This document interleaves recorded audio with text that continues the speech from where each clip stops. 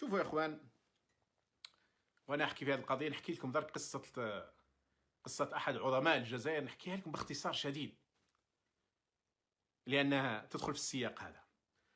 يحكي لي رجل فاضل وهو اخونا احمد بن محمد،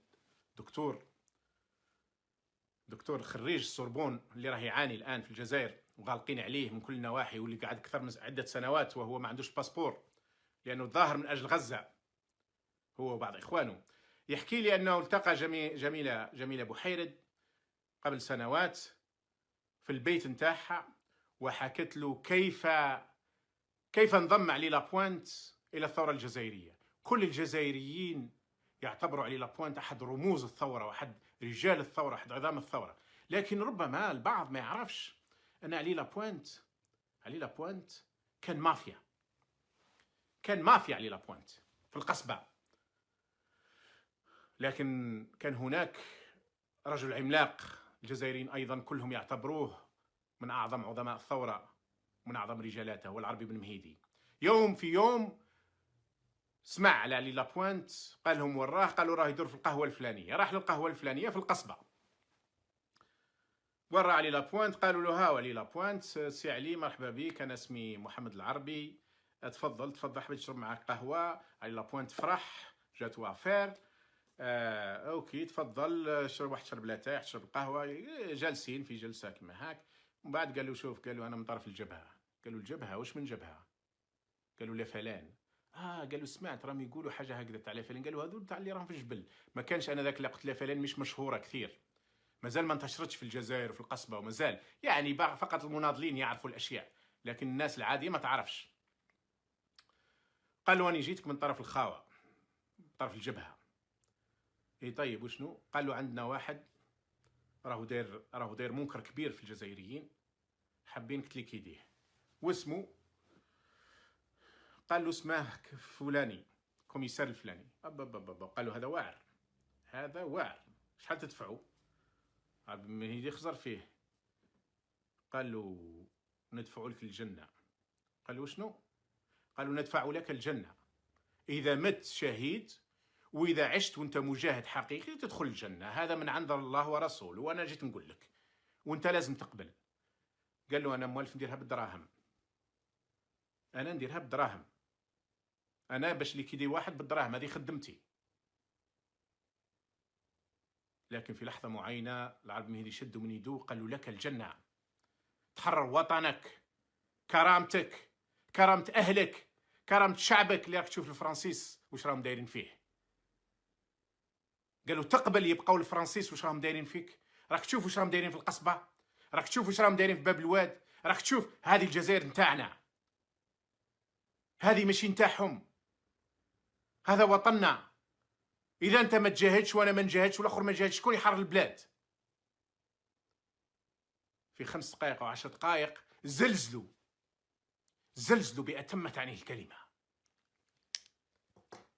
تزلزل علي لابوينت ومد له يدو، قال له انا من اليوم معاكم.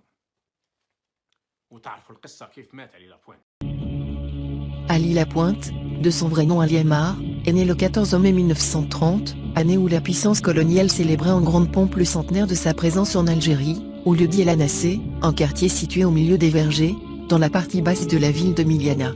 Le sobriquet Lapointe, dont a été affublé Ali Aymar, ne tire pas son origine de la Pointe Pescade, actuellement Réamidou, une localité côtière située à la périphérie d'Alger, contrairement à ce que croient beaucoup d'Algériens, mais de la Pointe des Blagueurs, une esplanade située à l'extrémité sud de la ville des Cerises, qui offre une vue imprenable sur la vallée de Chélif, avec en contrebas le quartier des Anacés et ses vergers plantés d'arbres fruitiers, notamment des cerisiers. C'est de cette esplanade qu'Ali Lapointe se sauvait lorsque les gendarmes se mettaient à ses trousses, sûrs de lui qu'ils n'avaient aucune chance de le rattraper. Le jeune Ali eut une enfance très difficile au cours de laquelle la misère a été accentuée par le déclenchement de la Première Guerre mondiale, alors que les Algériens subissaient déjà les affres de la colonisation française. Privé du privilège de suivre des études qui lui auraient permis de gagner sa place dans la société, il n'eut d'autre alternative que de travailler dans des fermes appartenant à des colons afin d'aider sa famille à se nourrir, subissant au passage les pires humiliations, la domination et l'exploitation. Révolté et rebelle, il était animé d'une aversion prononcée contre le système colonial qui régissait l'Algérie et asservissait son peuple. Ali Ammar se révoltait à sa manière contre l'injustice que subissait sa famille. À 13 ans, il fait l'objet d'une première condamnation après s'être rebellé contre des gendarmes. À sa sortie de prison, il se rend à Alger pour y suivre une formation en maçonnerie. Après les cours, il pratique, au club sportif d'Alger, CSA, son sport préféré, la boxe. Pas pour longtemps, car son caractère turbulent et rebelle lui vaut de connaître, à plusieurs reprises, la prison pour divers délits, dont le vol des faits militaires, coups et blessures volontaires, violences et voies de fait et tentatives d'homicide volontaire.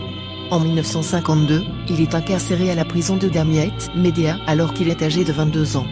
3 années plus tard, le 2 avril 1955, il s'évade en compagnie de l'un de ses compagnons de cellule. Il prend, dans un premier temps, la direction de Blida puis réussit à rallier Alger où il entre en clandestinité.